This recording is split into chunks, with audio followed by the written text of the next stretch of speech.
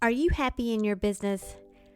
Now, I have had my share of emotional ups and downs in my 20 years of being a solo entrepreneur coach. And the patterns I've seen in myself and in my clients is that those downs are usually when I was personally feeling unfulfilled. Sometimes it was because a launch that flopped, and sometimes it was just life and had nothing to do with business. But those ups, oh boy, those are the times when I was feeling my most authentic and completely aligned to my purpose, or when I just felt like I was rocking that work-life balance. I would be thinking I could do this all day long and never feel tired.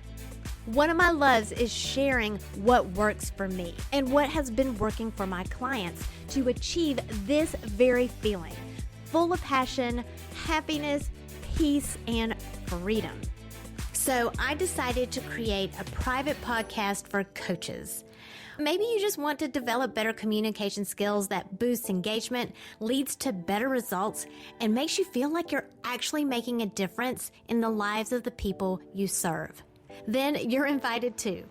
We talk about this and more in the UBU private podcast for coaches. Whether you're a mentor, a parent, or run a client-focused business, coaching skills benefit everyone and anyone who wants to communicate in a way that builds relationships. Fall in love with your life and business again. Click the link in the show notes for your invitation to join us right now. Then come back and enjoy this episode.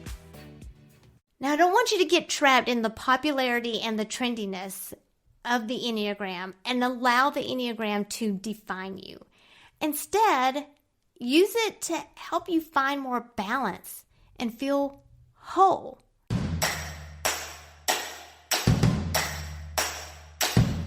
It's time to stop comparing yourself to others and plug into what is uniquely you. Welcome to Unbox Your Personality, the podcast for coaches, parents, and mentors like you who understand that your happiness makes you more effective at what you do, bringing out the best in others. I'm Jen Higgins, personality strategist and Enneagram fluff remover. Get laser focused on who you are and who you aren't, so you're free to make the impact you were born to make. And have fun doing it. Your personality is your business. So let's get down to business. Hello again. This has been so much fun. So if you're enjoying this podcast as much as I have enjoyed figuring out how to podcast, I'm just going to ask you to go over and rate and review my podcast, because what I've learned is that helps my new podcast get more visibility and more downloads. And I just happened to write top 100 podcast on my vision board for 2021. Have you ever done a vision board before? I used to think that vision boards were just an entrepreneur thing. But then I realized my more meaningful goals on my vision boards, they were the ones where I had my family in mind. I'm thinking about, honestly, the last one that I created, my last official vision board on poster board, was in 2004. That's kind of sad to admit that. But I still do vision boards, just I do the sticky note variety. But when I did it back in 2004 and prior to that, all of my goals were around my family. Like, I remember having a picture of a minivan with my elder son. His name's Eric. A little cutout baby face of him in a car seat. I totally stitched it together with magazine pictures. But I had that, and I had quitting my job and my corporate job and coming home, paying for a vacation. So they all ended up being around my family. So at the end of 2020, I gathered my family into our living room with poster paper, markers, and sticky notes in case they didn't want to color. And I announced, guess what, guys? We're making vision boards. And I loved it. They were kind of like, what's a vision board? But it was a lot of fun helping them dream bigger and think bigger, and to talk about how vision boards are about hope and about faith and miracles and wonder and joy. And that is when I found my hand writing Top 100 podcast before my brain even had time to resist it. And at the time, I hadn't even submitted my first episode yet. And as I'm recording this, I haven't even launched my podcast yet. So it's out there. I have put it out there. And my younger son, Ryan, he got so excited about my goal that he put it on his board too. So, so he can have bragging rights, because that's really important to a 15-year-old, right? But what I love is that I'm instilling in my boys that you can write your story. You are the one who writes your story. And if you can envision it, then it's possible. And I am not even joking when I tell you that within 24 hours, Ryan had already checked off 2 of the items on his vision board. I think he's kind of sold on it. So, Top 100 podcast it is. It's out there. So be sure to subscribe and share, rate, and review. And, if you don't do it for me, do it for Ryan, because it's on his vision board too. So, in the last episode, I talked about my definition of personality, which is your pattern of behaviors used as a means to get what you want and avoid what you don't want. And I also told you that I believe that the Enneagram is the best tool to help you reach your goals, but it can also be the very tool that can sabotage your progress if you get too caught up in the behaviors, as in being defined by your personality's behaviors. Now, personality tools in their very nature, they put you into categories, essentially boxes. And that's what makes us drawn to them, because those boxes, they make you feel seen. They make you feel heard and not so alone. They validate something inside of you that makes you say, okay, I'm not so weird. There isn't anything wrong with me. This is a thing. Other people do this also. But at the same time, it can also make you feel icky and unmotivated and maybe a bit oppressed or judged or ordinary. Honestly, it just depends on what your personality is, but it can make you feel not so great as well, maybe too seen.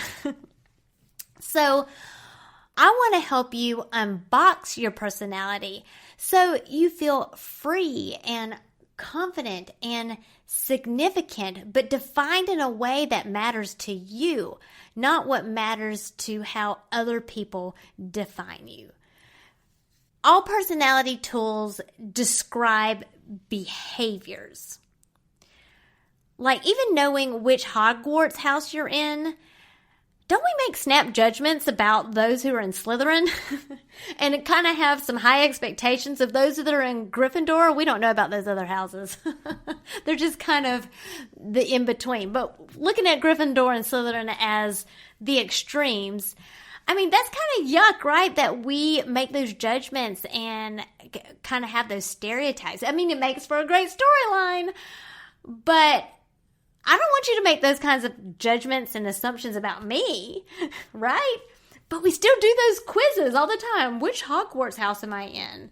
I mean, besides, at the end of the series, this is kind of a spoiler if you're not a Harry Potter fan. I'm sorry. But by the end of this series, we realize how much pressure the stereotypes of what house you're in can affect the decisions that you make and the expectations we impose on ourselves on how we should act or what we should believe or how we should feel. I mean, think about some of the characters like the Slytherin characters like Snape and Draco, of what they let people see on the outside, but how they were really feeling on the inside. There's a gap there. And I'm kind of giggly right now because Terry actually called me the sorting hat the other day. I'm trying to remember what the context was. I'm sure it had to do with the Enneagram. But what the Enneagram does that's better than all the other tools, at least the tools that I have worked closely with in my coaching business, is that the Enneagram explains your core motivations that are behind your behaviors. And the beauty of the 9 motivations of the Enneagram is that everyone and anyone, despite their Enneagram number, can relate to wanting to be successful, wanting to be happy, informed, admired. I'm not going in order here. Special, strong, prepared, being at peace, and having morals. Now, we may not agree with the variety of behaviors that each personality has that, we use to accomplish those goals, accomplish those desires and motivations. But we can have compassion around the intent. And in that way, the Enneagram brings us together, which is why, in my opinion, the actual intent of the Enneagram is community. And that is how I use it when I am mentoring other people. But what we usually find ourselves when we are searching for ourselves, too often we start using personality tools as excuses. And we do this subconsciously. That's why mindfulness and self-awareness are so important when it comes to understanding yourself and understanding your personality. And you can't get out of a box you won't acknowledge. So what personality tools do is it actually gives form to that box so we can acknowledge ourselves. And once we can acknowledge ourselves, we can climb out of that box. And the tricky part is, as humans, we are a self-forgetting people, which is okay. In fact, our bodies are designed to do that so that we don't overload and literally short-circuit our nervous system and make our brains melt because we remember everything that's ever happened to us or could happen to us, because sometimes our thoughts are in the future, right? But what that means is we're always walking this fine line in our relationship with our subconscious. It's like we know, but we don't know that we know, or we don't know what we know, or something like that. It makes you want to cry out, "Oh, subconscious, why must you mock us?" Because that's kind of what it feels like sometimes. And the Enneagram helps you tap into this knowing. The knowing that we know, but we don't know exactly what it is that we know. And sometimes it's the noise and the fluff that's out on the interwebs when you Google the Enneagram that can create unnecessary confusion. And so that's where I step in as your Enneagram ninja, your Enneagram fluff remover, because the first step about removing the fluff is to understand, what is the Enneagram really telling you about your personality? Now, this assumes that number one, you already know your type, and you have heard some of the Enneagram lingo that is circulating around. If you don't already know your type, before you go and take an online test, because tests are only 50 to 60% accurate, first go to powercoachjen.com and check out the secrets to Enneagram typing. There I list out the 3 mistakes that lead to mistyping and the 3 fixes so you can avoid mistyping. And that way you'll know how to take a test so that it is more accurate. And honestly, you might even figure out your type just by reading through that without ever needing a test at all. So go to powercoachjen.com, the secrets to Enneagram typing. I'll link it in the show notes. Okay, so the first step of removing the fluff is understanding what the Enneagram is really telling you about your personality. So 3 things I want to point out. The first one is the types. The 9 types represent 9 perspectives, or the 9 ways that people see the world. And the stereotypes and memes that you see out there, they're funny. They're funny. They make me laugh. They make me giggle. But what they do is they focus on average to unhealthy behaviors. And so not a lot of growth is involved in laughing at stereotypes and memes. And it's putting yourself in a box, it's putting other people in a box. There is a time and place for it, as long as you understand that you're not going to grow just from looking at stereotypical memes.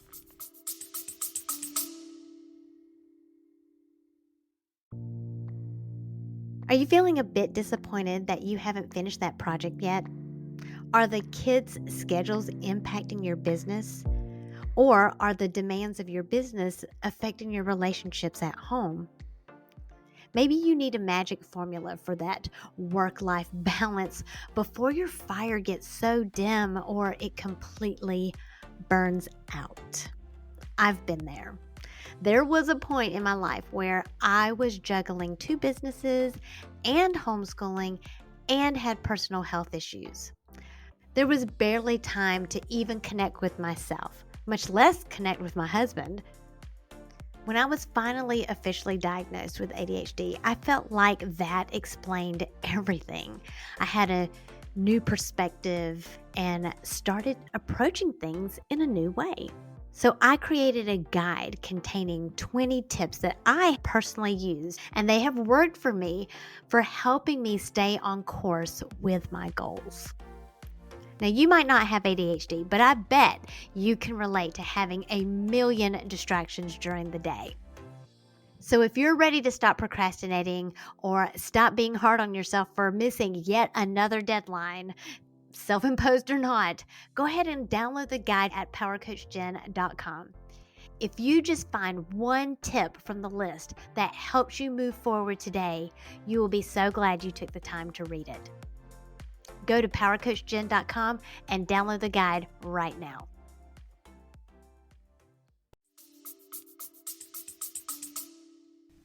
So what the Enneagram is really telling you when you're looking at your type is it tells you when you're not behaving as your healthiest, most integrated self. It shows you your patterns of stress. And you can use these as red flags to stop, turn around, and grow instead of using them excuses to stay the same. Because else you'll just get too comfortable with your unhealthy and average behaviors, and you'll find yourself stuck and then wondering why. Why am I stuck? Because you'll be completely blind to it because of our box that tends to close us in. And that's where we don't really feel, we trick ourselves into believing we feel seen and heard, but we're not making the impact out there of actually feeling seen and heard by others. You're actually being seen and heard by a tool. You can't have a relationship with a tool, at least not, a fulfilling one. So that's the first thing. The second thing I wanted to touch on are the centers of intelligence. So the centers of intelligence triads are usually presented to you as the thinkers, feelers, and doers. And if you've been through my course, you'll know that I teach that the centers of triads have a package of traits, okay? But when we start thinking about thinkers, feelers, and doers, we automatically start thinking about, am I a thinker? Am I a feeler? Am I a doer? Well, yes, I am. And we start finding evidence to support how we're all in our heads, or how we wear emotions on our sleeves, or how we overcommit to do all the things. And we start giving ourselves an out by defining ourselves by our overthinking or by our, empathy or whatnot. We start settling into, well, that's just who I am. But no, my friend. It's not who you are. It's part of who you are, but you are so much more. So what the Enneagram is really telling you is what your fixation is. And surprise, surprise, for 2/3 of the 9 types, it is subconscious. Mostly subconscious. Even for that other 1/3, there is a subconscious fixation there that I'm still seeing those types having aha moments of what they're not recognizing in their blind spots. So what your centers of intelligence is actually doing is it's telling you that you aren't balanced and where to focus your attention in order to find your wholeness, that part of you that you've denied or repressed or forgotten.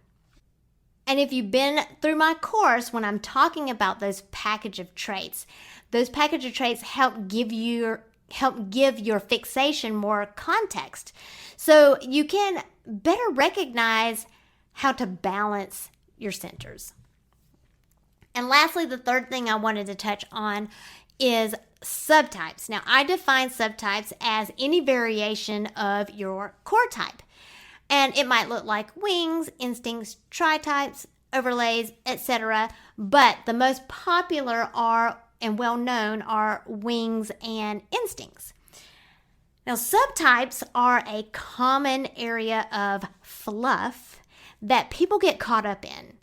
People get caught up in trying to identify which wing they are or trying to put together their instinct stack.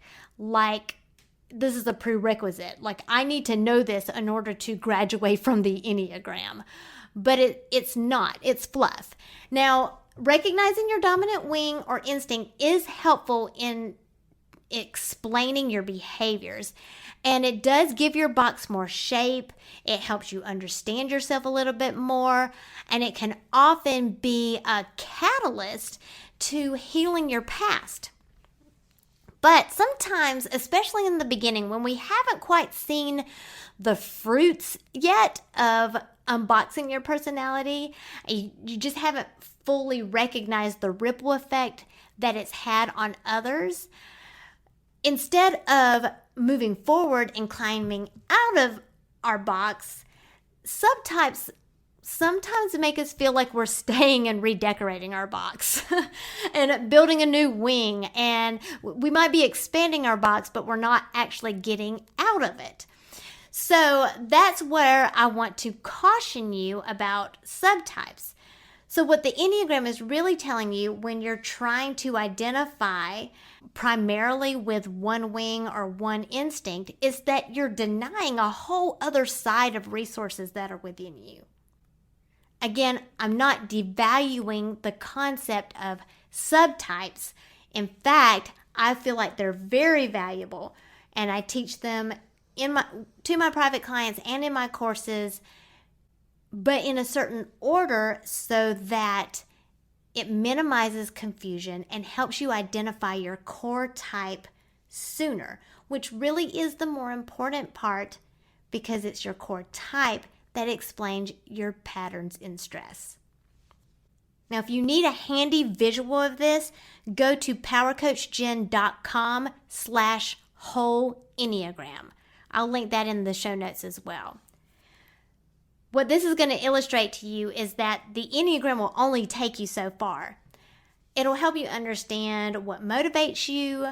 It'll help you understand where your blind spots are, even recognize the red flags of your behaviors in your patterns of stress and how to close the gaps.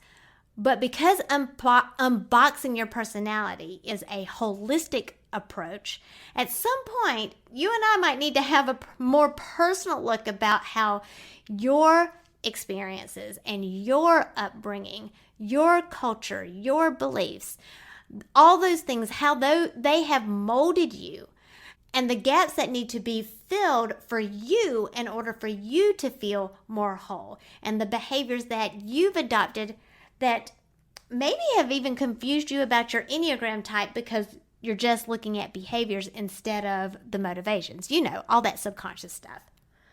But don't stress about being confused about your type because, number one, the Enneagram doesn't tell you who you are. It just shows you the box you tend to fall into when you're stressed, angry, or lost.